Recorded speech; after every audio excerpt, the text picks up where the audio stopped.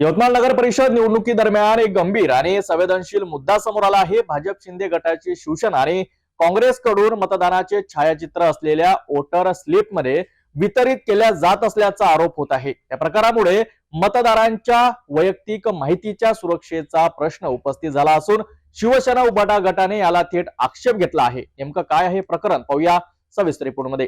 यवतमाळ नगरपालिका निवडणुकीच्या पार्श्वभूमीवर काँग्रेस, भाजप आणि शिंदे गटाच्या शिवसेनेकडून मतदारांचे छायाचित्र असलेल्या वोटर स्लिप्स वितरित केल्या जात असल्याचे समोर आले आहे।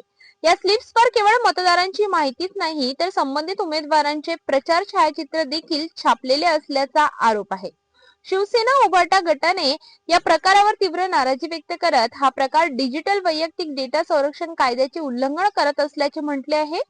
उभाटा गटाचे संपर्क प्रमुख राजेंद्र गायकवाड यांनी सांगितले की मतदारांच्या छायाचित्रांचा गैरवापर होण्याची शक्यता नाकारता येत नाही, तसेच अशा प्रकारे मतदारांची वैयक्तिक माहिती वापरणे हे अत्यंत धोकादायक आहे। तरीही अशा अनधिकृत ऍप्स आणि वोटर स्लिप्स खुलेआम वाटल्या जात असताना निवडणूक यंत्रणा कोणतीही कार्यवाही का करत नाही असा प्रश्नही त्यांनी उपस्थित केलाय।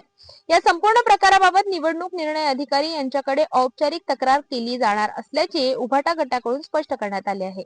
यवतमाळ नगरपालिकेच्या नगराध्यक्षाच्या निवडणुकी संदर्भात आणि इतर नगरसेवक निवडणुकी संदर्भात ज्या वोटर स्लिप वाटायचा जो विषय असतो तो वोटर स्लिपचा विषय असा की निवडणूक आयोगाने त्यांच्या फोटोसहित मतदारांचं वोटर स्लिप वाटणं हे निवडणूक आयोगाचं काम आहे आणि ते करत असतं। परंतु आम्हाला असं कळलं आहे की काँग्रेस, शिवसेना आणि शिंदे सेना हे फोटोचं वोटर स्लिप वाटण्याचं काम करत असल्याचं आम्हाला काही ठिकाणी आढळलं आहे आणि ते गैरकायदेशीर आहे।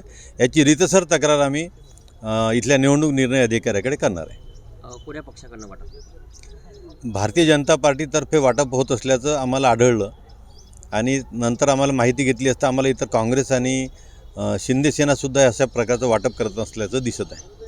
इथल्या निवडणूक निर्णय मुख्य अधिकाऱ्याकडे ही तक्रार करणार आणि ते कारवाईची मागणी करणार। एकीकडे पारदर्शक आणि निष्पक्ष निवडणुकीच्या घोषणा केल्या जात असताना दुसरीकडे मतदारांच्या वैयक्तिक माहितीच्या सुरक्षेवरच प्रश्नचिन्ह निर्माण होत आहे। या प्रकरणावर निवडणूक आयोग काय भूमिका घेतो आणि कारवाई होते का याकडे सर्वांचं लक्ष लागलंय।